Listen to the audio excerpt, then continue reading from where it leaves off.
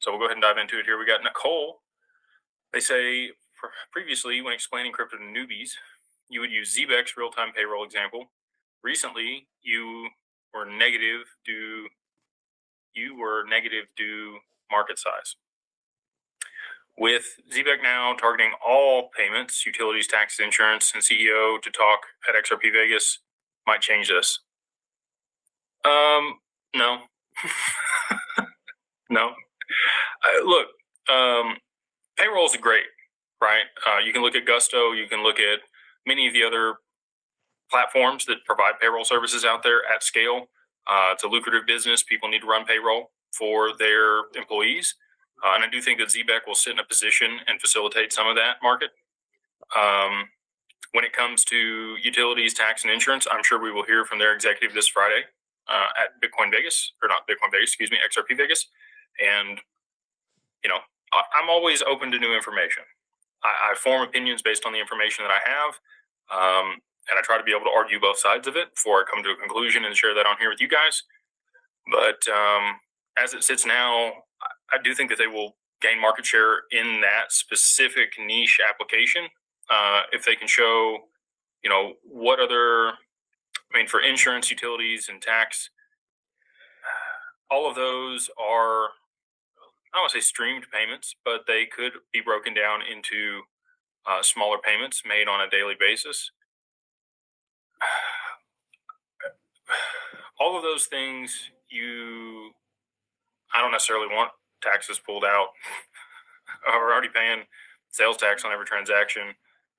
Getting taxes pulled out of my check on, bi-weekly basis. So that makes sense there, right? They'd be able to facilitate the IRS pulling W-2 taxes out of the payroll real time, especially if they're going to be doing it, minute to minute or day to day. That makes sense that for that piece of it. Utilities,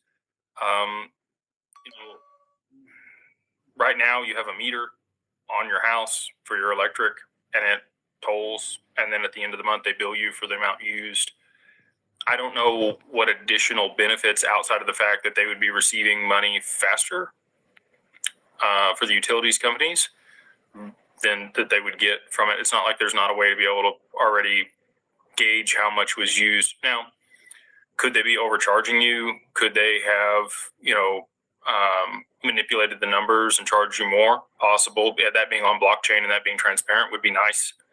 But you'd have to also get all the utility companies on board with using this technology. The tax piece I could see. Again, specific to people that are using ZBEC for their payroll, they would have to do that piece. And then insurance, I say this. There are some people that pay their monthly deal on insurance. There's some people that would they prefer to pay, beforehand so that they get some reduction or discount in the cost. They're going to be pulling more money forward, right?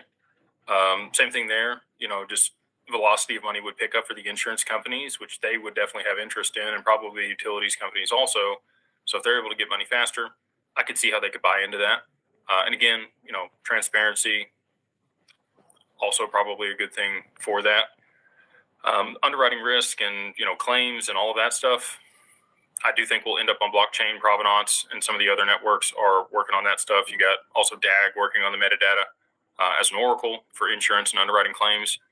We're going to move to a tokenized world, right? And I want to live in it with you guys where everything moves as fast or as easy as water.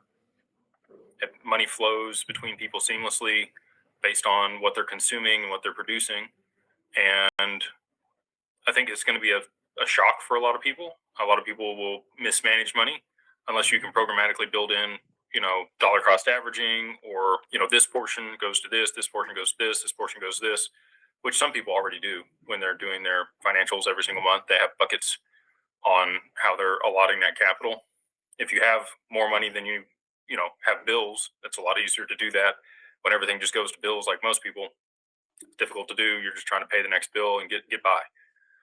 But people having more money in their pocket faster, always a good thing for their ability to make those bills. Now, if they mismanage that capital and go spend it on things they shouldn't, again, that's not the utility company's problem or the tax problem or the insurance problem. That's a personal problem. So we'll see. Would love to see what they have to put together and what they're talking about on stage here for XRP Vegas. And I'll be watching the live stream just like you guys from my house because I won't be at XRP Vegas Thursday, Friday this week.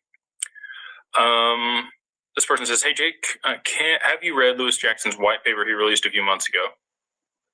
I have not. Was on Lewis's podcast years ago and stay up with him infrequently, just catch up every once in a while. But I haven't read his white paper. Love Lewis, but he has gone back and forth on XRP lots of different times on, it's going to be worth a lot of money or it's going to be worthless, or he's changed his opinion on things. I know enough that I don't waffle. I don't go back and forth. I know what the outcome is. But I'll have to check out his white paper. Hopefully, I don't know if it's which way it's written, if it's in support of XRP or against XRP. I'll have to go check it out. We got James. He says, "Hey Jake, would you consider an Uphold vault safe, hot/cold?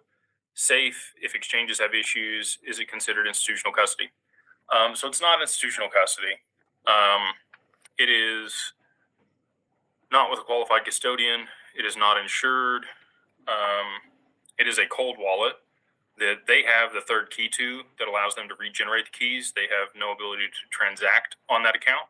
But, God forbid something happens to you and you lose the keys, it does give your family the ability to reach out to them, provide a death certificate, and then they can help regenerate that wallet for you. So right now, a lot of these exchanges, because there's no continuity or trust structures on them, they will just liquidate your assets upon your death and then wait for probate to come through and then pay that out to your heirs. This is a way that you can, have I want to say safer than Uphold. Uphold's a good, secure system. They have a lot of redundancies and things in place to mitigate risk of loss.